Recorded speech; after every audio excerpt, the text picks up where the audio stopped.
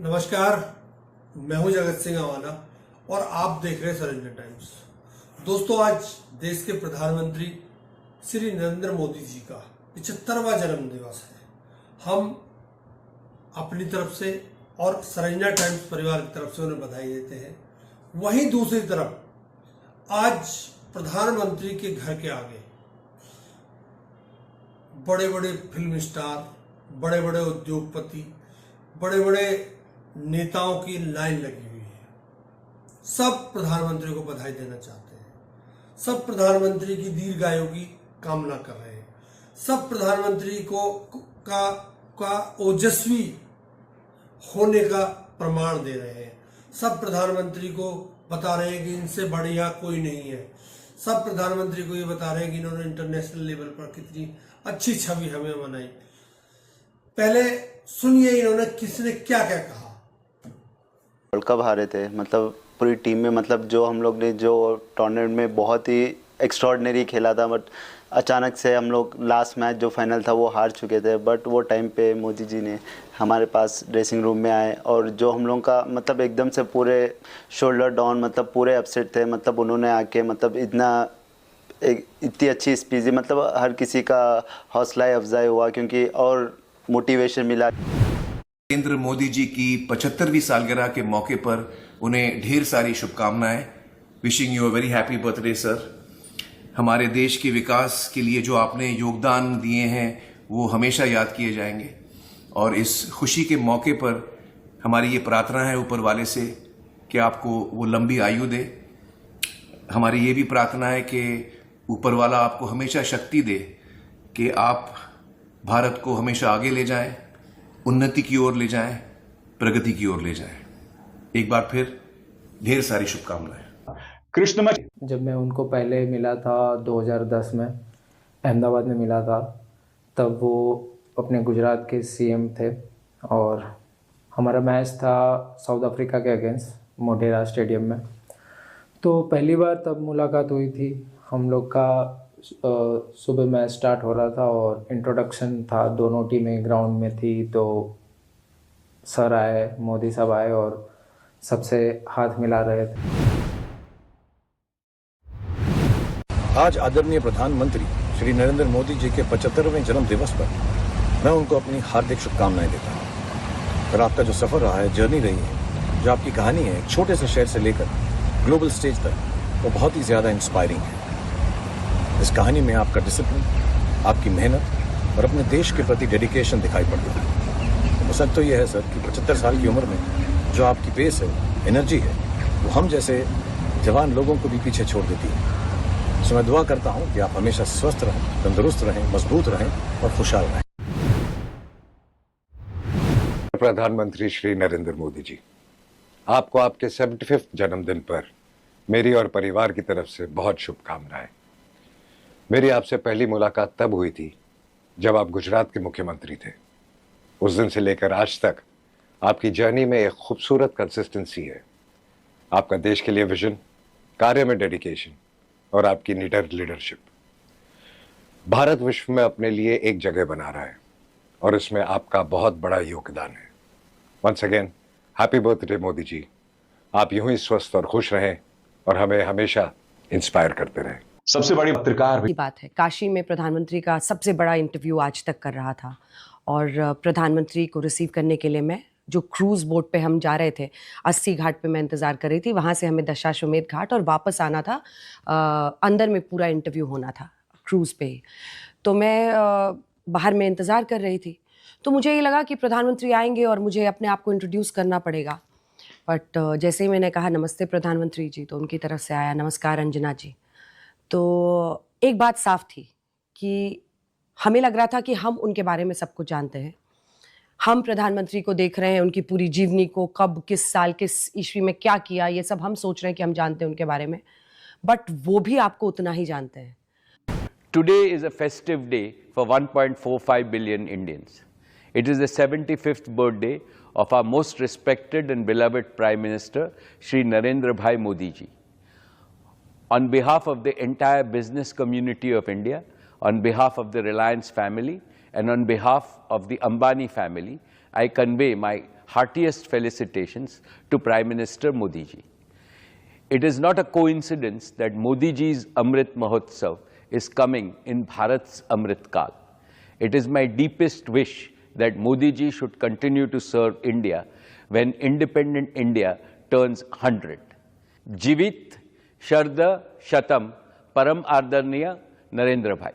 उदय कोटक, जी हां, कोटक इंडस्ट्रीज के उदय कोटक जो हैं वो भी बता रहे हैं कि प्रधानमंत्री नरेंद्र मोदी से मैं उस वक्त मिला था जब मुख्यमंत्री थे। अब अहमदाबाद की वो घटना का जिक्र कर रहे हैं जब उन्होंने अपनी जापान यात्रा के बारे में बताया था। तो ये है कोटक के उदय कोटक। आगे साहब, आदित्य बिरला ग्रुप के कुमार मंगलम बिरला वो भी बता रहे हैं कि प्रधानमंत्री नरेंद्र मोदी के साथ उनकी क्या क्या बातचीत हुई और भारत किस तरह से आर्थिक प्रगति के रास्ते पर है। इत्तेफाकन ये वही प्रधानमंत्री हैं जो नोटबंदी लेकर आए, जिन्हें जीएसटी के अपने फैसले पर यू टर्न लेना पड़ा, मगर ये उद्योगपति और उनका मुंह उस वक्त नहीं खुलता, इनका मुंह अब खुल रहा है। सुनिए बिरला ग्रुप क्या कह रहे हैं। There have been conversations around industry and economy. Obviously, he always wants to know how the economy is, what should be done to get the private sector to invest more, for example. He's also a very keen listener. So if he asks you a question, he will very patiently listen to what you have to say, absorb it. You also need to be well prepared before you meet him, because if you get the wrong fact, then he will immediately catch on to it. प्रधानमंत्री का जन्मदिन है, इसलिए मैं भी आज कोई negative बात नहीं करूंगा, पॉजिटिव ही करूंगा। पॉजिटिव ये है कि टैरिफ की मार हम झेल रहे हैं। पॉजिटिव ये है कि हम इथेनॉल मिलाकर भी सस्ता पेट्रोल नहीं खरीद पा रहे हैं। पॉजिटिव ये भी है कि पूरे देश में वोट चोर गद्दी छोड़ का नारा भी चल रहा है।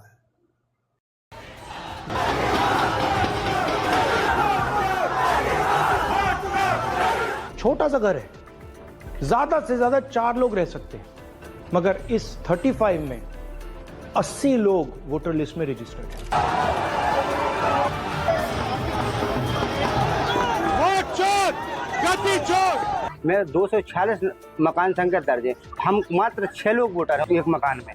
ये इतने दर्ज कहां से हो गए? वोट चोर, गद्दी चोर, वोट चोर, गद्दी चोर। 100 लोग जीरो एड्रेस पे क्यों हैं? इतने सारे लोग इकट्ठे एक एड्रेस में कैसे हैं?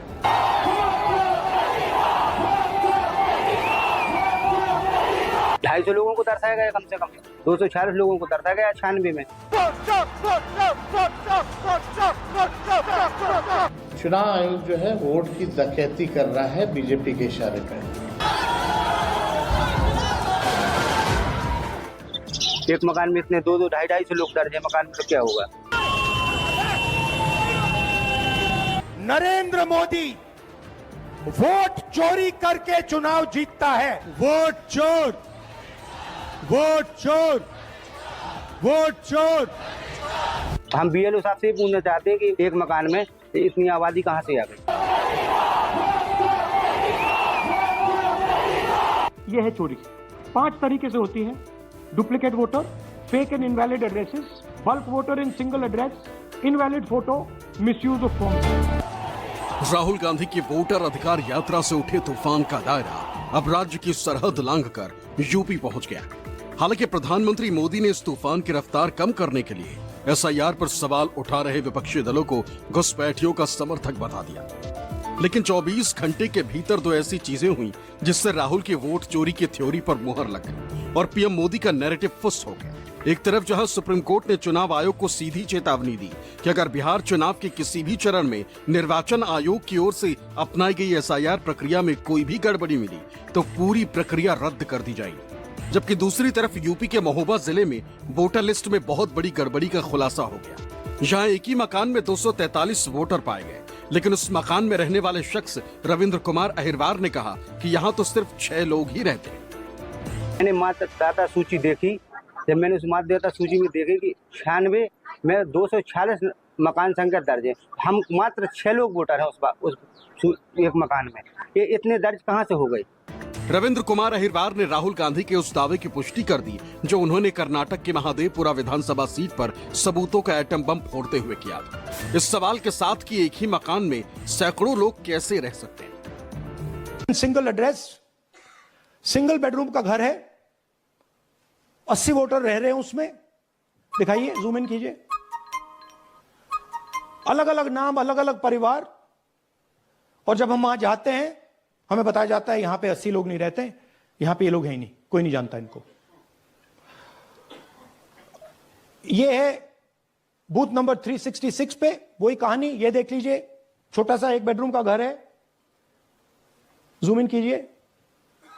ये सब लोग इलेक्शन कमीशन के मुताबिक ये सब लोग इस घर में रहते हैं। महोबा की पनवाड़ी ग्राम पंचायत में वोटर लिस्ट में उजागर हुई इस भारी गड़बड़ी ने हर किसी को हैरान कर दिया, क्योंकि मामला सिर्फ एक मकान का नहीं था।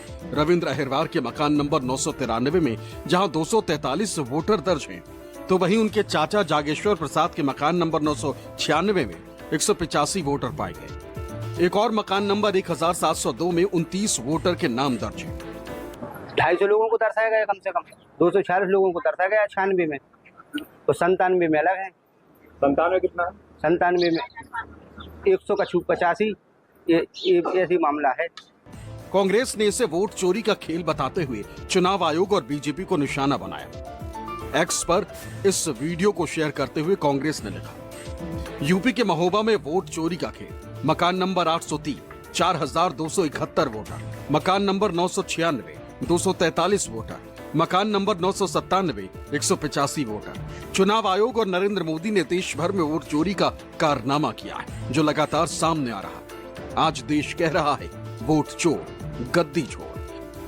7 अगस्त को कर्नाटक की महादेवपुरा विधानसभा सीट पर 1 लाख वोट के फर्जीवाड़े का खुलासा करते हुए राहुल गांधी ने दावा किया था कि चुनाव आयोग 5 तरीके से वोट चुराता है, चुनाव की चोरी कर बीजेपी को जितवाता है। यह है चोरी। 5 तरीके से होती है: duplicate voter, fake and invalid addresses, bulk voter in single address, invalid photo, misuse of form. सबूतों का यही वो एटम बम था जिसे राहुल गांधी ने चुनाव आयोग के खिलाफ फोड़ा था, और चुनाव आयोग के साथ ही सत्ताधारी बीजेपी भी राहुल के इस धमाके से हांफने लगी। तथ्यों और सबूतों के साथ हुए इस खुलासे ने राहुल गांधी का हौसला बढ़ाया और वो बिहार में वोटर अधिकार यात्रा लेकर निकल पड़े। राहुल के इस खुलासे पर लोगों का भरोसा भीड़ के रूप में साबित हो गया और फिर शहर शहर मचने लगा एक ही नारे का शोर, वोट चोर, गद्दी चोर। वोट चोर, वोट चोर, वोट चोर,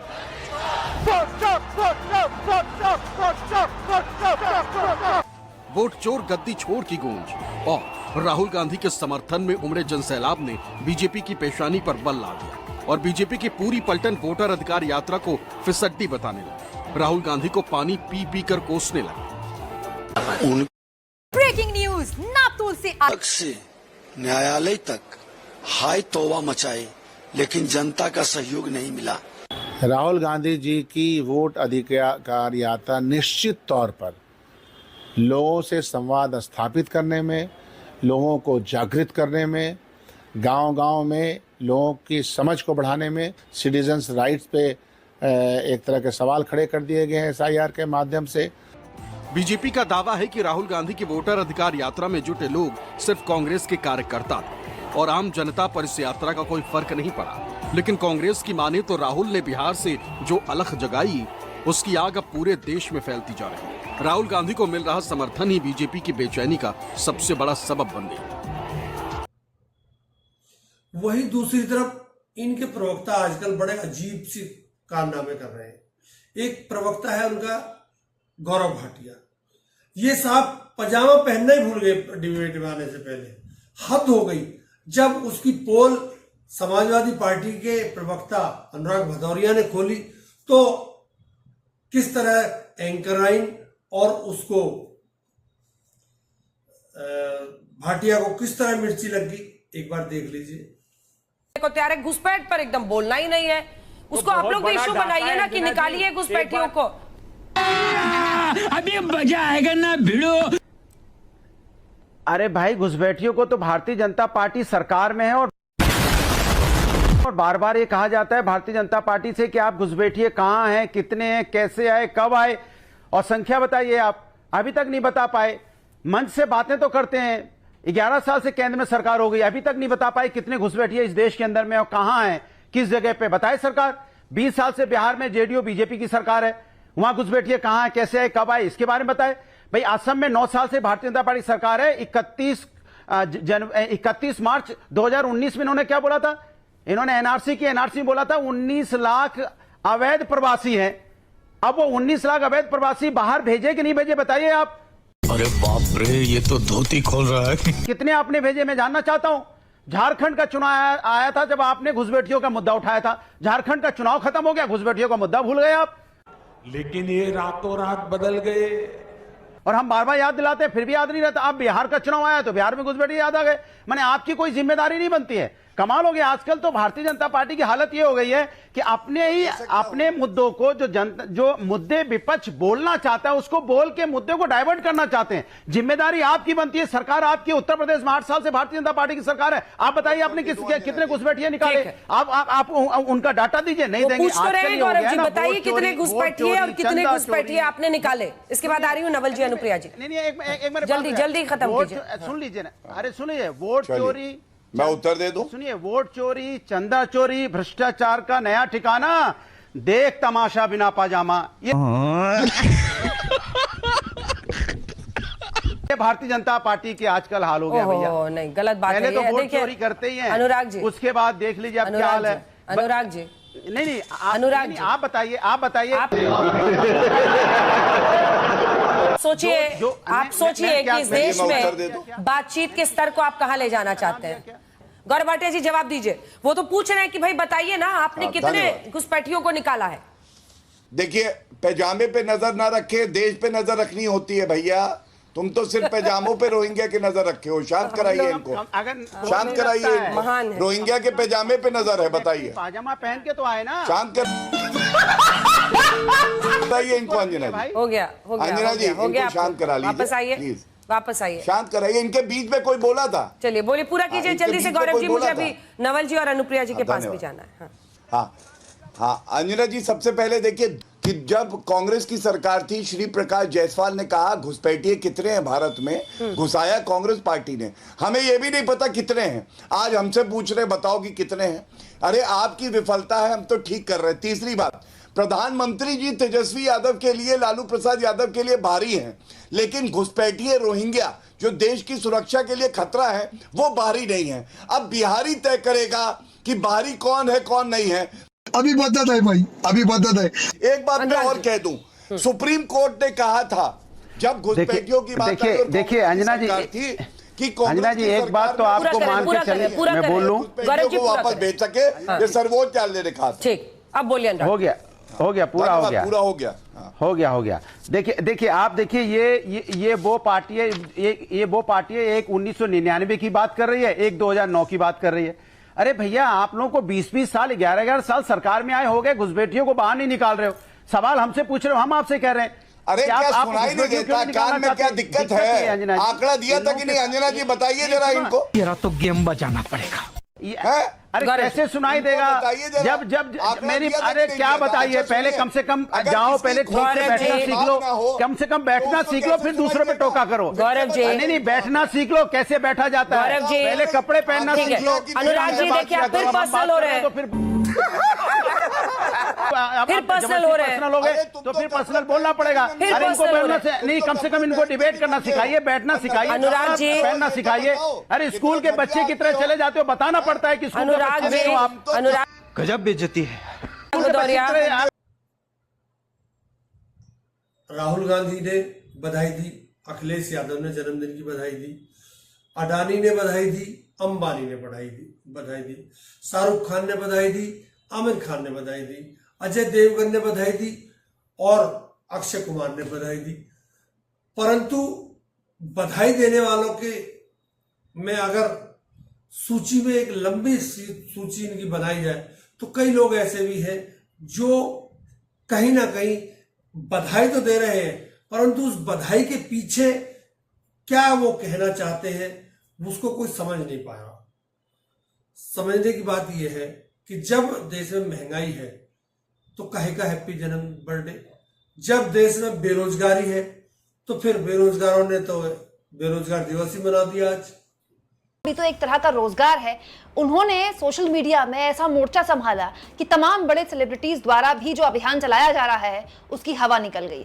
क्या आप जानते हैं दोस्तों, प्रधानमंत्री नरेंद्र मोदी को आज बधाई देने वालों का अगर सोशल मीडिया में तांता लगा हुआ है तो तांता ऐसे लोगों का भी लगा हुआ है जो मोदी जी के जन्मदिन को राष्ट्रीय बेरोजगार दिवस के रूप में मना रहे हैं।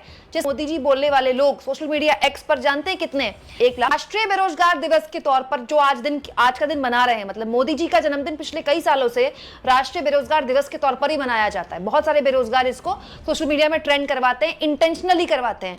उनकी संख्या है 1,22,000, मतलब 1,16,000 से ज्यादा 1,22,000 दिखाने के लिए ट्रेंडिंग नंबर 2 पर है, लेकिन ट्वीट्स राष्ट्रीय बेरोजगार दिवस पर ज्यादा हुए हैं।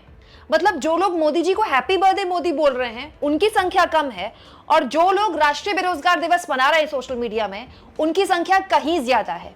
हाँ, ये बात तो फिर कैसा हैप्पी बर्थडे? जब महंगाई है तो कैसा हैप्पी बर्थडे? जब देश में भुखमरी है तो कैसा हैप्पी बर्थडे? एक राजा का जन्मदिन की तरह इसको मनाया जा रहा है। इस देश में राजा प्रथा नहीं है साहब, इस देश में लोकतंत्र है, और लोकतंत्र का सिपाही वो है, असली सिपाही वो है जो सच बोले। पत्रकार सारे चमचे हैं, वो उनके बारे में खिलाफ कुछ नहीं बोल सकते, परंतु पत्रकारों को ये तो पूछना चाहिए कि साहब बेरोजगार ज्यादा ट्रेंड कर रहा है आपके जन्मदिन से ज्यादा। ट्रेंडिंग में इस समय बेरोजगारी चल रही है, बेरोजगार दिवस, इस पर तो कुछ बोल दीजिए। मुझे पता कोई कुछ नहीं बोलेगा और ना ही कोई पूछेगा, क्योंकि इतनी हिम्मत इस देश में अब किसी के पास बची नहीं है। वहीं दूसरी तरफ कई चैनलों को अडानी की खबर चलाने के लिए नोटिस दिए हैं यूट्यूब ने। अभिषेक शर्मा का चैनल है, रवीश कुमार का है, और मतलब कई चैनल है इस तरह के जिनको नोटिस दिए गए कि आप अडानी की कोई भी वीडियो नहीं चलाएंगे, और जो वीडियो आपने डाल रखी उन्हें हटा दीजिए। ये है विशेष तोहफा उन पत्रकारों के लिए मोदी जी का जो पत्रकारिता करना चाहते हैं, ना कि चमचागिरी करें। नमस्कार, बहुत बहुत धन्यवाद।